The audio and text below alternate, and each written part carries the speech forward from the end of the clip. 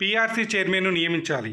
వేతన సవరణ committee chairman గత సంవత్సరంలో రాజీనామా చేసినా ఇప్పటి వరకు కొత్త వారిని నియమించకపోవడం సరికాదని ఏపీ ఎన్జీఓ రాష్ట్ర అధ్యక్షుడు కేవీ శివారెడ్డి పేర్కొన్నారు. ఇప్పటికైనా స్పందించి కొత్త వారిని నియమించాలని కోరారు.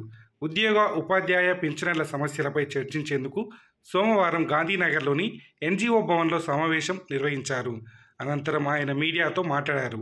కూటమి ప్రభుత్వం ఏర్పడి 9 నెలలు కావస్తున్నా ఉద్యోగుల సమస్యలపై దృష్టి సారించకపోవడం బాధాకరమన్నారు.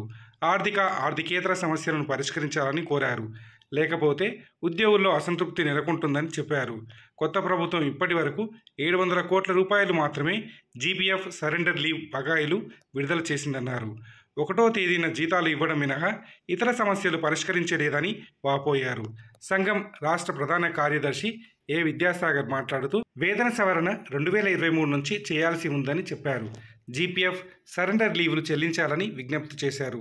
జీపీఎఫ్ జీఎల్ఐలో ప్రభుత్వ డబ్బు ₹1 లేదని, మొత్తం ఉద్యోగుల భాగస్వామ్యమేనని అన్నారు. ఉద్యోగులు దాచిపెట్టుకున్న వేల కోట్లు ప్రభుత్వం దగ్గర ఉన్నాయని చెప్పారు. పదవీ విరమణ, రుణ మంజూరుపై నిధులు విడుదల చేయకపోవడం విచారకరమని చెప్పారు. ఉద్యోగి చనిపోయినా డబ్బులు వచ్చే పరిస్థితి లేదన్నారు. 3 డిఏలు పెండింగ్ ఉండగా కూటమి ప్రభుత్వం 1 డిఏ అయినా ఇవ్వలేదని ఆవేదన వ్యక్తం చేశారు.